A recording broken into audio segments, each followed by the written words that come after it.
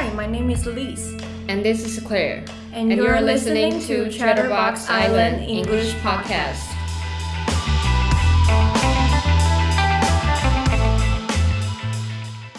Welcome back to Chatterbox Island English Podcast, in which we talk about all kinds of interesting stuff in English. In last episode, we talked about some weird habits that are surprisingly common, such as talking to yourself or making sure every door and closet is completely shut before going to bed.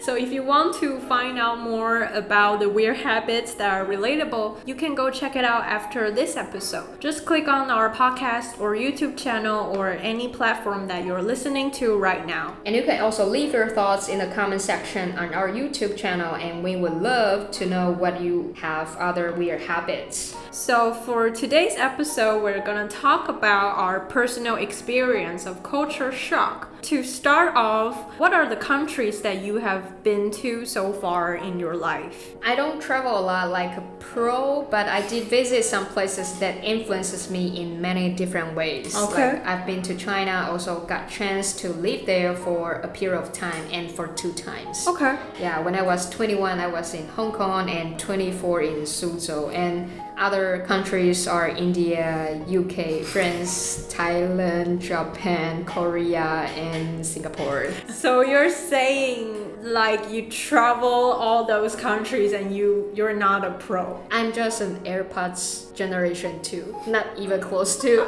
AirPods Pro. Okay, so I'm gonna sound like a generation 1. I've been to Japan, Thailand, Singapore, Malaysia, and the United States. So what are some of your most memorable experiences of culture shocks? I think the tipping culture in the US is definitely one of the most memorable culture shocks for me. It's not like I've never heard of the tipping culture in the US before, but when you're actually there, it feels very different from reading or hearing about it, right? Mm-hmm. So it was kind of confusing for me, as in like when and how much I should tip, because how much you should tip usually depends on what kind of restaurant you go to. Yeah. So, and I remember always using my phone to calculate how much I should tip every time when I'm about to leave a restaurant, because my math is really terrible. So it's got a fine line between how much I should tip, right? Yeah. So what's the average percentage you should The tip? average is 10 to 15%.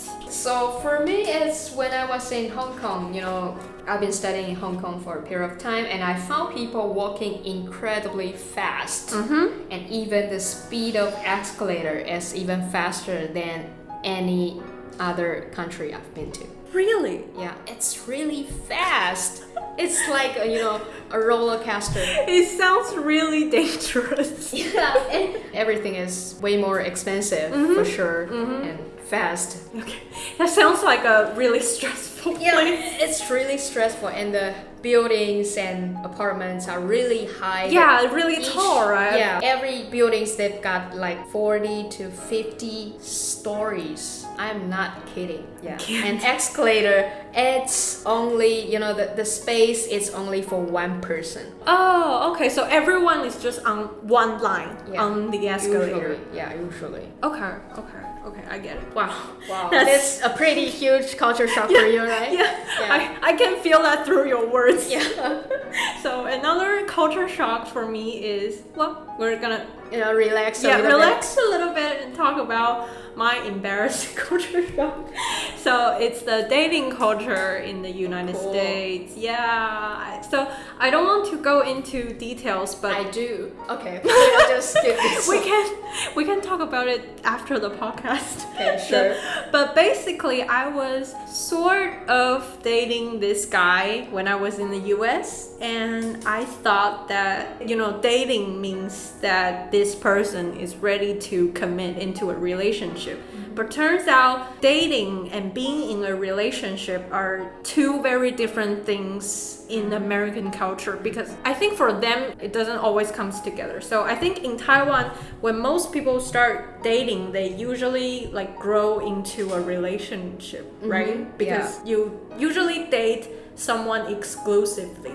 Yes. And then you want them to be your partner in the future. And they kind of, casually seeing many people at the same time. Yeah, in America, they tend to like see it as more casual. Like, I'm seeing this person. I'm just seeing this girl. And I'm seeing another girl I get it. well. So you just like, you just can't help but wanting to ask them like, what relationships are we right now? Yeah, and I think a mindset for them is that dating doesn't necessarily has to become a relationship. Sometimes they just date for fun. See. Okay, Yeah. so my next one is also relates to Hong Kong. Okay. So you can see how much Hong Kong, influenced me you. a lot. Yeah, okay. And it's that their food lacks of vegetable. Wow. And if you take out a regular bento, in Taiwan you've got a portion of rice, meat, and maybe 2 to 3 kinds of vegetables like broccoli, cabbage, maybe some cucumbers. Yeah. So in Hong Kong, none. They only offer maybe 1 leaf of a certain vegetable on the side. Can you believe it? So there's like rice and meat. Yeah. And then separately. And then a leaf on the maybe on the rice. Okay. Sometimes on the rice. It's just like dressing with a leaf of vegetable. That's the word. That's the word how they should use. Okay. It's not supposed to be a side dish. It's just a decoration. Decoration of it. High class 5-star food. That sounds really unhealthy though. Yeah, and I think people are busy, struggling to make the ends at the end of the month to feed their families. Okay. So they just don't care about their health. But do restaurants offer like a dish of vegetables? Because there are a lot of Taiwanese restaurants do that. Yeah, but right? I don't think there are not as many as Taiwan's restaurant got like a plate of vegetables. 小菜, right? Yeah. But in Hong Kong, maybe in some certain restaurants you can get, but it's pretty expensive. If you want to, eat more healthier or have more green foods, you gotta to buy and cook by yourself. For students, you don't have a kitchen to cook, so that's pretty hard. And when I was in student canteen, and you see a lot of people, they eat with their lunch with a cup of Coca-Cola. What? It's like black tea with a bento in Taiwan. Okay. So they usually offer a Coca-Cola, a Sprite, or some soda. In Taiwan, like soda is for kids or middle school students. Or just generally junk food, right? Junk food. But they will just see Coca-Cola as, a tea, a type of tea. Yeah. If you're listening to this from Hong Kong, can you tell me why you love Coca-Cola? And do you have enough vegetables in your meals? Yeah, and tell me where to buy it. Yeah. Where to buy some food with, enough portion of vegetables in Hong Kong. Yeah.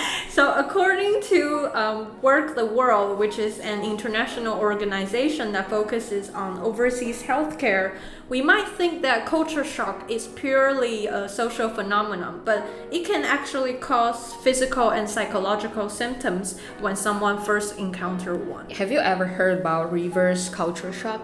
No, not really. I've been there because it's almost the same syndrome suffered by people when they return home after getting used to the way they live overseas. Yeah, so it maybe took me perhaps 6 months to a year to bounce back my regular life. So you're so used to the overseas life of Hong Kong? Yeah. And when you came back, it was... I studied there and I feel like every students and my classmates, they were all aware of what they were doing, and they were like building their career before they graduated. But when I came back to Taiwan, I feel like everybody just like so laid back, and they don't know what they are studying and what they want, and they don't even want to try to seek any opportunities. It's like Taiwan is like so comfortable.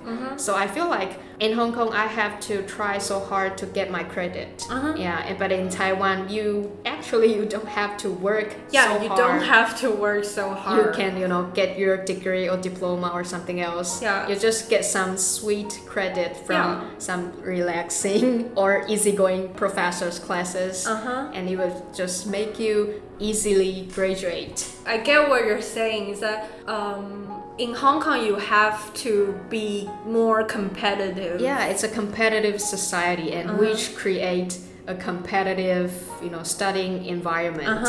And you have to know what you're going to learn, and what you learn is how valuable in the market. You have to know the result. Yeah. So including like this kind of low mood, or maybe sometimes it makes me headache, or rapid mood swings, anxiety, or even inability to focus. Wow. Yeah. But once you gradually adapt to or get familiar with the foreign culture or your local culture, culture shock or reverse culture shock can develop as a growth for individuals. And you may find that culture shock helps you better understand different cultural values, or maybe inspires you to look at things from different perspectives. It can help you broaden your horizons in general. And don't be afraid of the culture shock. It might seem a little bit uncomfortable at first. Trust me, I've been there twice. Yeah, twice.